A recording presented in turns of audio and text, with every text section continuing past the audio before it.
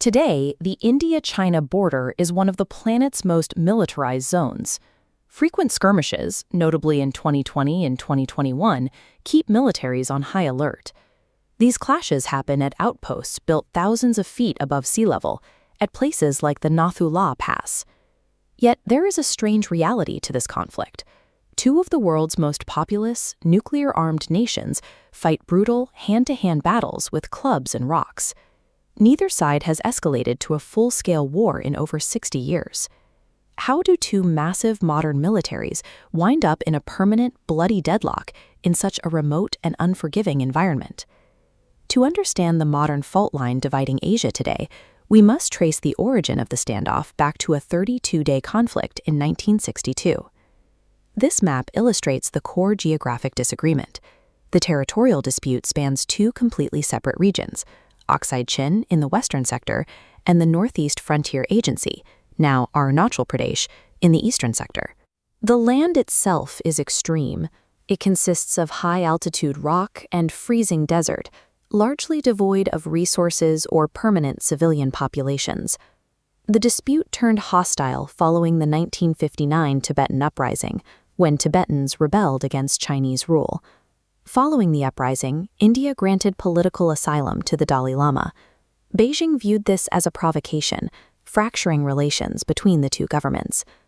India responded to the deteriorating situation with the forward policy. They began rapidly constructing small military outposts deep within the disputed zones to assert physical control over the map. This placed Indian and Chinese patrols on the same isolated ridgelines, forcing opposing troops into direct physical confrontation. Ambiguous cartography, extreme altitude, and deep political distrust transformed the Himalayas into a powder keg. On October 20, 1962, the tension finally snapped. Chinese forces initiated the conflict. This map shows the scale of the Chinese offensive. It was heavily coordinated, striking Indian positions in both the western and eastern sectors at the exact same time. The Indian defensive lines were quickly overwhelmed, though specific units mounted fierce resistance. At Rezang Law, a heavily outnumbered Indian company fought until almost every soldier was killed. The troops were fighting the environment as much as each other. Soldiers on both sides endured sub-zero temperatures, sheer cliffs, and blinding blizzards. Then, exactly 1 month later, the violence stopped. On November 21, 1962, Beijing declared a unilateral ceasefire. China had secured the western sector of Aksai Chin, but in the east, despite having the momentum to push further, they chose a different path, voluntarily abandoning the vast territory they had just captured and retreating back to their original positions. The immediate result of the war was a redrawn map. China secured permanent control over the strategic Aksai Chin region. Indian forces were undersupplied, heavily outnumbered, and unprepared for high-altitude combat. The speed of the defeat forced a complete reevaluation of Indian national security. India immediately initiated large-scale military reforms, pouring money and resources into training specialized mountain warfare units.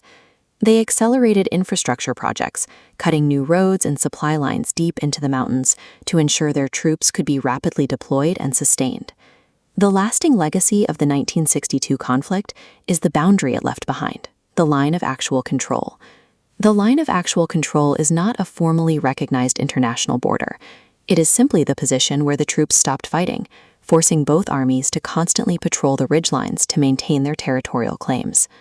The 32 days of fighting did not resolve the territorial dispute. It institutionalized it, locking two nuclear powers into a freezing standoff where true peace has never actually arrived.